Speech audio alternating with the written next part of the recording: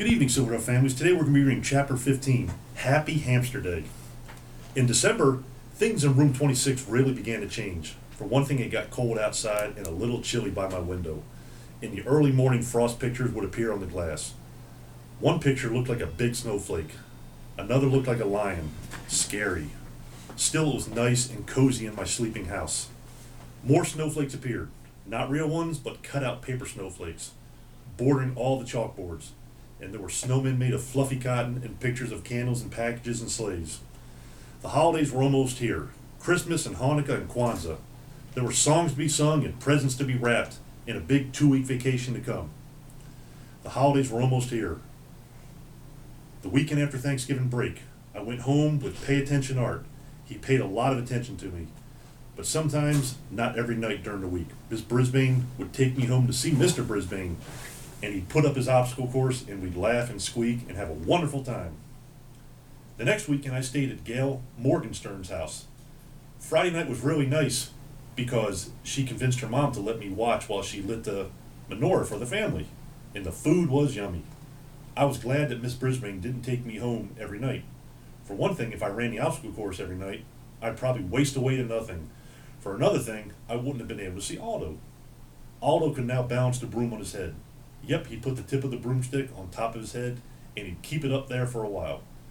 He'd have to bob and weave to keep it balanced, and he made funny faces too. But one night during the week, Aldo pulled his chair up close to my cage and said, "Humphrey, old pal, I've got something to discuss."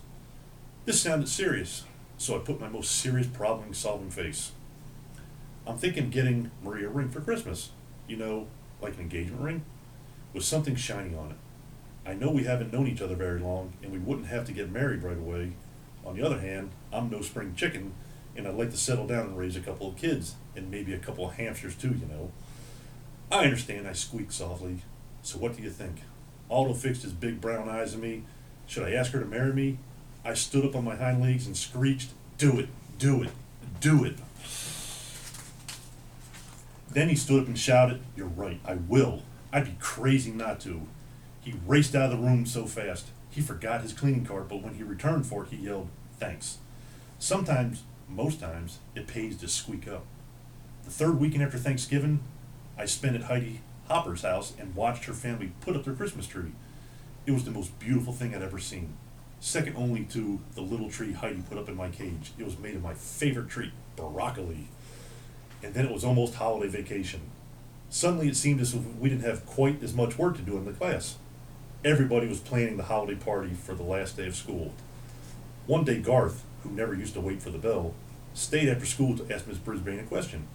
"May I please bring Humphrey home with me over the holidays?" he asked. Miss Brisbane looked as surprised as I was. "Well, Garth, I thought that was a problem."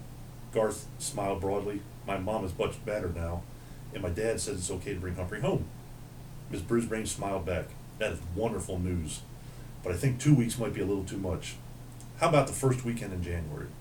Garth nodded, but he looked disappointed. "Tell you what, why don't you have your parents bring you by our house to see if Humphrey over the holidays? You can watch him run his obstacle course." Garth didn't look disappointed anymore. On the last day of school, everybody was very dressed up. I had on my fur coat as usual. Miss Brisbane wore a red and green striped sweater and a green skirt. She also wore a Santa Claus hat. This was an entirely new Miss Brisbane, the dressing up Miss Brisbane. "Class, I have an important announcement. We're having a surprise visitor this morning before our party, so there'll be no vocabulary test today." After the cheers died down, Miss Brisbane went out into the hall and waved. A minute later, you'll never guess who entered the classroom. Mr. Bert Brisbane. He was wearing a Santa Claus hat too. He looked a lot better now. No gray stubble or wrinkled pajamas. On his lap, he had a large box. Miss Brisbane introduced him to the class and they all applauded. Then he told them that his surprise was actually for me. First he pulled out something like my cage, only bigger. "This is my gift to Humphrey. This extension attaches to his cage and makes it bigger. Now you're all going to help me build Humphrey his holiday present, his very own playground." The kids squealed and giggled and clapped, and I couldn't hold back a big squeal of my own. I could keep my homey cage with his lock that doesn't lock, but it'd also have my own park to play in. Well, that's all I have for tonight.